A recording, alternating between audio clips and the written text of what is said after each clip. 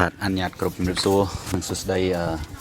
បងប្អូនអរគ្នាដែលជួបតាមដានខ្ញុំបាទអ្នកស្រឡាញ់លោកអ្នកឥឡូវនេះគឺយើងមកបន្តពីត្រង់ប្រកាសយើងទៀតហើយមែនទេពងលើកមុនបានហើយតែ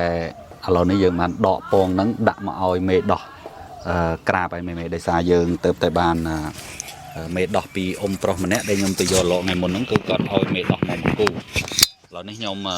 បានដាក់ឲ្យវាក្រាបហើយមែនទេនេះខ្ញុំដាក់ឲ្យមេដោះក្រាបហើយអត់ទាន់ដឹងថាលទ្ធផលយ៉ាងណាទេប៉ុន្តែយើងបានដាក់ឲ្យវាក្រាបឥឡូវនេះវាចូលក្រាបហើយជាមួយខ្ញុំ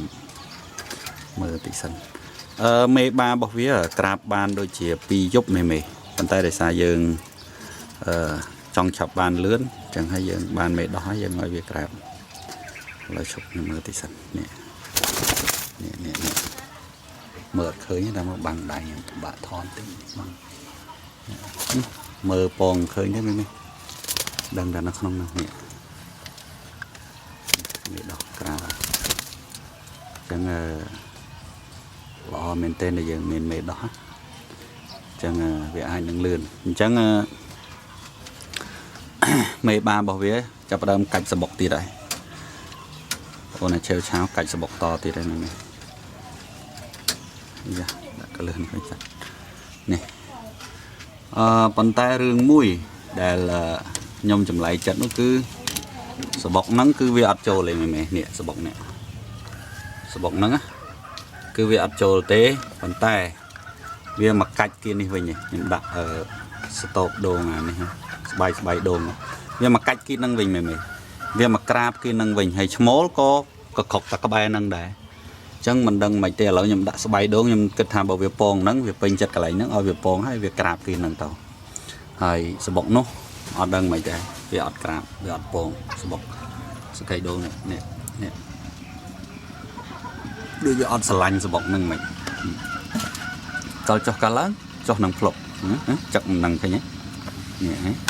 អញ្ចឹងវាចឹកនឹងវាក្រាបនឹងអាចថាវាពងហ្នឹងឯងអញ្ចឹងចាំមើលប្រហែលថ្ងៃទៀតវាលេចពងទៀតចាំមើលព្រោះរាប់តាំងពីថ្ងៃទី21ឥឡូវដូចជាទី26ហ៎ពងហ្នឹងថ្ងៃនេះដូចទី25 26ហ៎អញ្ចឹងដាក់ឲ្យមេដោះក្រាបទៅតែបាន2យប់ទេដោយសារទុកនៅនឹងមេបាវា3-4យប់ប៉ុន្តែឃើញថាក្រាបតែ2យប់ទេដូចជាទុកពងចោល2យប់បានខ្ញុំដកពងហ្នឹងមកឲ្យនេះមេដោះក្រាបវិញដូចមិនវាអត់ស្រឡាញ់សបុកហ្នឹងមែនពេលដែលខ្ញុំមើលទៅគឺវាក្រាបបានតែ2យប់ទេហើយក៏វាឈប់ក្រាបវិញអញ្ចឹងខ្ញុំមើលទៅស្ថានភាពអត់ស្រួលដកមកឲ្យមេដោះក្រាបឥឡូវមេដោះក្រាបបានសម្រេចនេះប៉ុន្តែយើងអត់ទាន់ដឹងថាពងវាហ្នឹងដំណើរការ 100% អត់ទេមេយើងចាំអ៊ុតទាំងអស់គ្នាថាតើពងវានឹងទៅមុខទៀតវាយ៉ាងណាចឹងហើយវីដេអូបន្តខ្ញុំនឹងធ្វើបន្តទៀតអានេះគ្រាន់តែជាវីដេអូមួយដែលយើងតភាគណាយើងតភាគបន្តិចម្ដងប៉ុន្តែសារនេះយើងបានមេដោះក្រាបហើយយើងសង្ឃឹមហើយមែនឥឡូវ